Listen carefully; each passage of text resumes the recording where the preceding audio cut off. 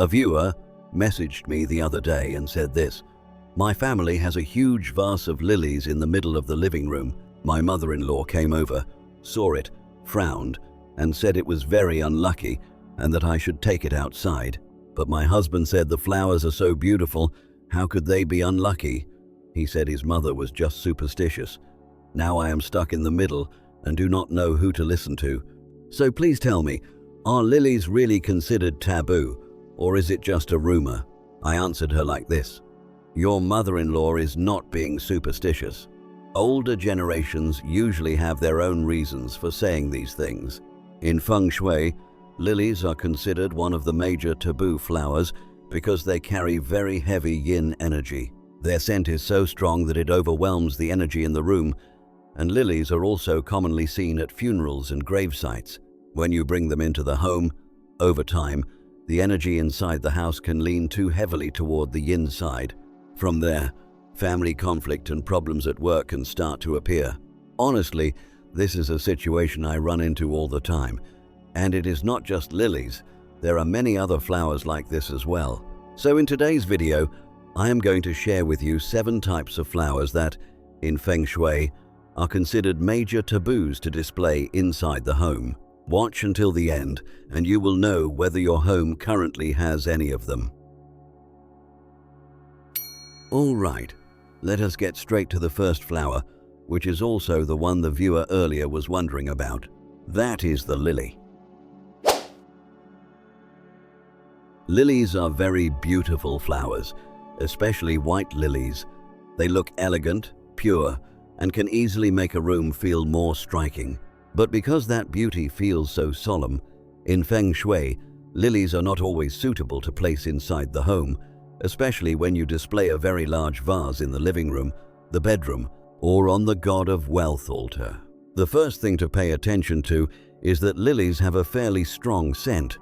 A few stems can make a space feel pleasant, but if you place too many in a closed room, that fragrance can overpower the entire house. In Feng Shui, good energy needs to flow gently, cleanly, and in balance. A scent that is too strong, even if it smells nice, can make the energy field in the home feel heavy, stuffy, and unable to gather vitality. The second point is that white lilies often give off a solemn, cold, and still feeling. In some cultures, white lilies are also used for memorials or farewells, so if you place too many of them in the center of the home, they can easily make the space lose its warmth, joy, and liveliness. A home is a place that needs vitality, laughter, warmth, and a feeling of togetherness. If a flower makes the room feel colder, quieter, and heavier with fragrance, then no matter how beautiful it is, you should not overuse it. In particular, lilies should not be placed in the bedroom.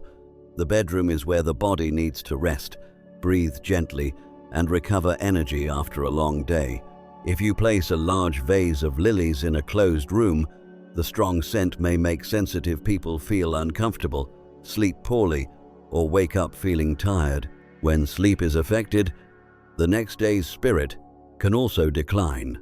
And in Feng Shui, when a person does not have enough energy, wealth luck also has a harder time flowing smoothly.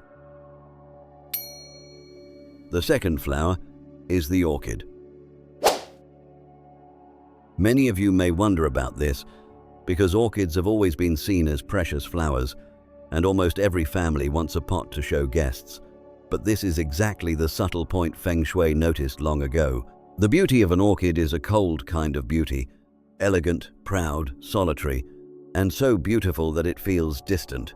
In Feng Shui, anything carrying cold and lonely energy often has one trait: it draws energy from the space around it to nourish itself. In the past, people called orchids energy-absorbing flowers. A beautiful, luxurious orchid pot needs energy to maintain itself, and in Feng Shui, that energy comes from the vitality of the room where it is placed. The vitality of a home is limited.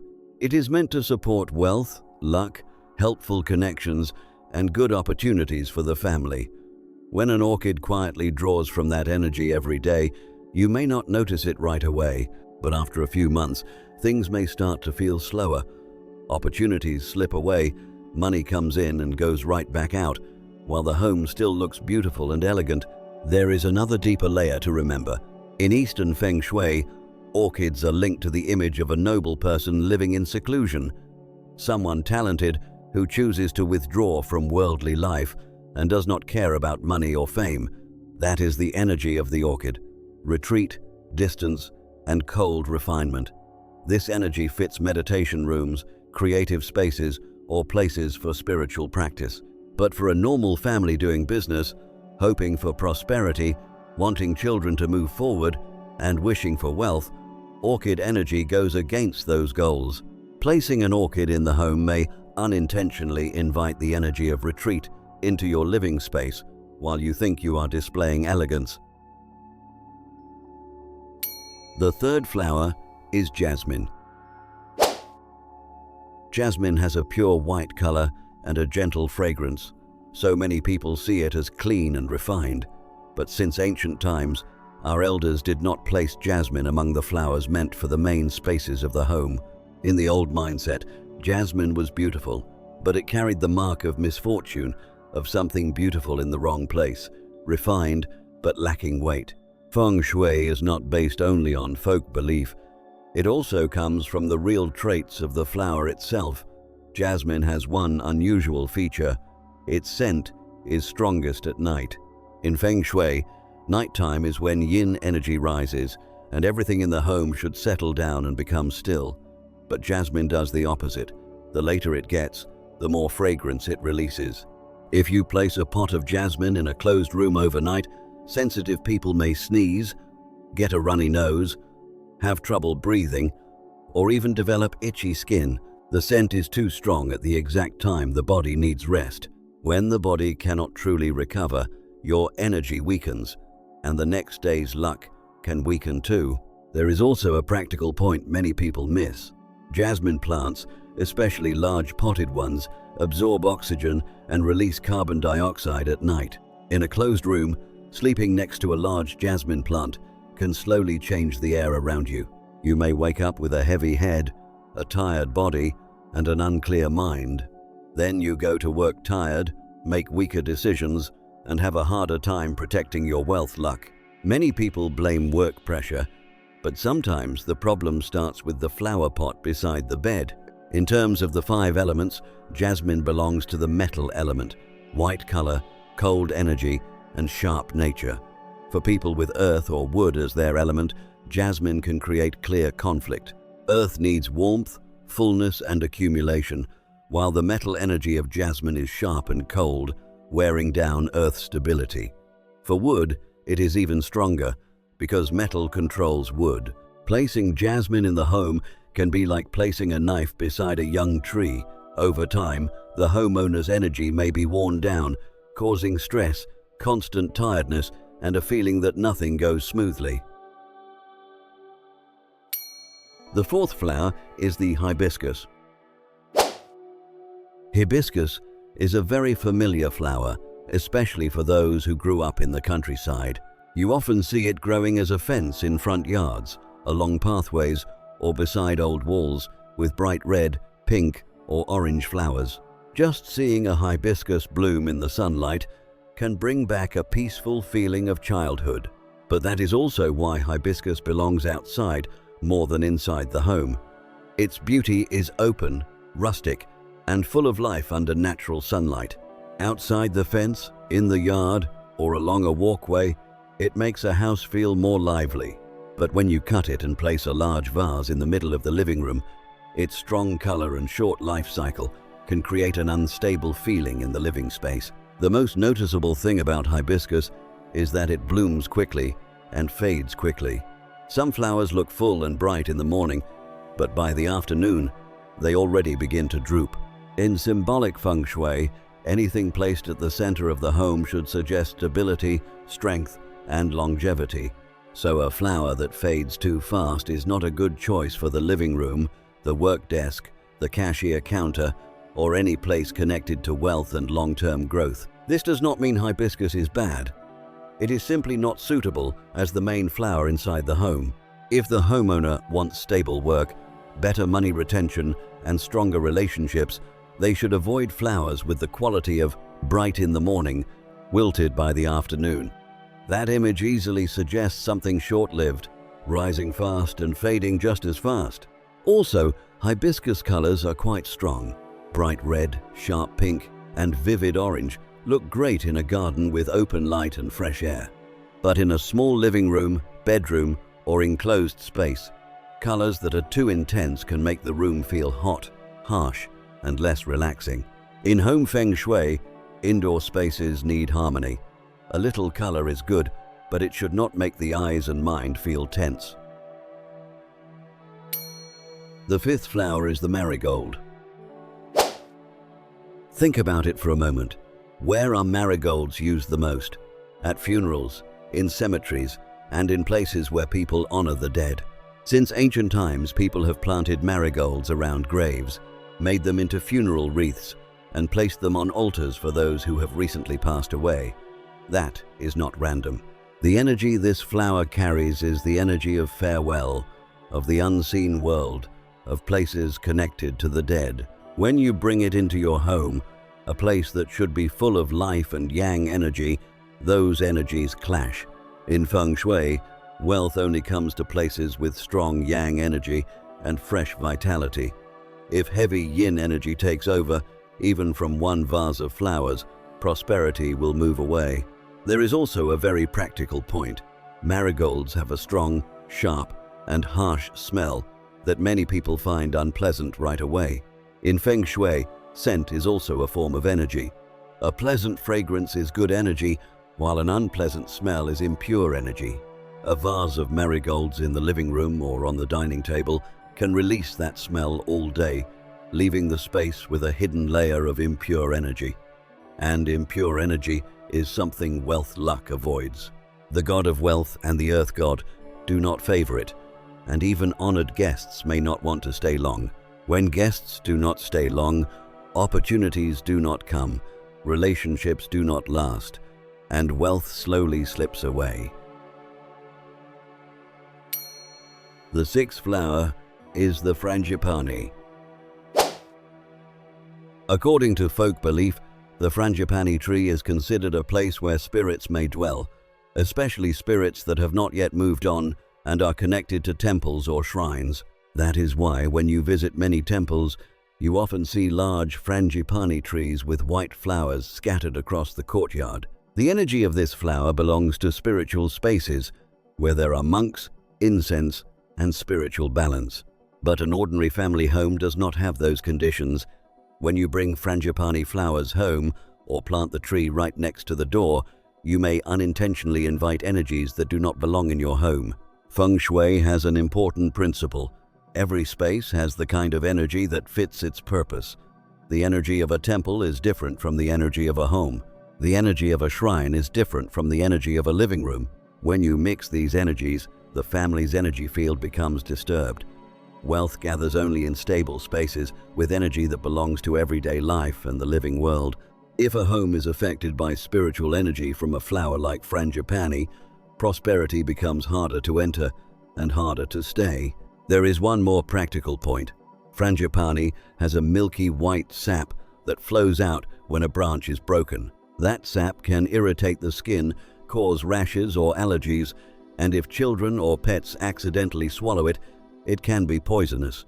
So placing frangipani flowers in a home with small children, cats or dogs is a risk you should not take. Feng Shui is not separate from health. A beautiful flower that carries hidden danger for the people in the home already brings uneasy energy. Honestly, my advice about frangipani is very clear. Enjoy this flower at temples, communal houses, and spiritual spaces where it belongs.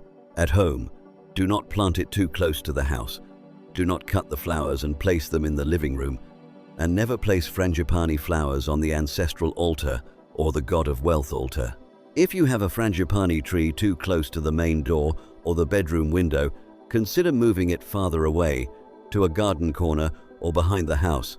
That way, you can still enjoy it without letting its spiritual energy affect the home. The last flower on today's list is the Confederate rose. This flower has a very unusual trait that very few flowers have. It changes color 3 times in the same day. Early in the morning, it blooms in pure white. By noon, it turns soft pink. By evening, it becomes deep red. And by night, it completely withers. 1 flower, 1 day, 3 colors, and then it ends. At first, it sounds interesting, almost magically beautiful. But this is exactly why Feng Shui places this flower among the most serious taboos inside the home. Let me explain this carefully, because this is a very deep part of Feng Shui that many people do not understand. In Feng Shui, everything displayed inside the home sends out a kind of energy signal, meaning the energetic imprint it gives off every day, slowly soaking into the overall energy field of the family. A painting of mountains sends the signal of stability. A green plant sends the signal of growth. A vase of fresh flowers sends the signal of abundant vitality. So, what signal does the Confederate rose send? The signal of constant change, short-lived beauty, and instability. It looks one way in the morning, another way at noon, another way in the evening, and then it withers. This signal seeps into the energy field of the home every day, and over time, it creates a very clear imprint on the fortune of the whole family. And you know what? In Feng Shui, the thing wealth luck avoids most is the idea of not lasting. If fortune comes but cannot be kept, then it is almost as if it never came. If money enters your hands but cannot gather, then your hands are still empty. A family that displays Confederate roses inside the home often falls into that exact pattern. Business may go well for a while, but it does not last. Opportunities arrive quickly, but they also disappear quickly. A big contract may be signed, but when it is time to get paid, problems appear. Many promises are made, but when it is time to receive the result, everything falls short. Everything carries the mark of coming and going, just like the Confederate rose that blooms in the morning and fades by evening. Relationships are no different. An energy field marked by constant change can make relationships in the home, including the relationship between husband and wife, parents and children, and business relationships outside the family, lack sincerity and long-term strength. Someone you just met may seem close at first, but a few months later, they become distant. A newly signed partner may seem trustworthy, but after some time, they turn their back on you. And the homeowner does not understand why they keep meeting people who do not stay committed. Sometimes the root is in the energy field of your own home, and a vase of Confederate roses on the living room table can be one of the quiet causes. It is especially serious when you display Confederate roses during the new year, a housewarming, or a grand opening. These are moments that Feng Shui calls setting the energy, meaning you are laying the energetic foundation for a new cycle and a new beginning. The energy established at these moments can affect the coming year, the next business cycle, and the fortune of a new home. But if you bring in a flower marked by blooming early and withering by night, at the exact moment you are setting the energy, it is almost like stamping the words "not sustainable" onto your own new year. New fortune may arrive and then leave. A new business may begin and then run into problems. A new home may be hard to settle into for the long term. This is a mistake I see very often among people who do not understand Feng Shui. They simply see a flower that looks beautiful and unusual, buy it for the Lunar New Year, and display it without realizing they are setting the wrong energy for the entire year. So there you have it. I have now gone through all 7 highly taboo flowers. Maybe right now, many of you are looking back at the vase on your table and realizing there are things you may not have done quite right. Do not worry too much. Once you know early, you still have time to handle it. I want to leave you with one final message.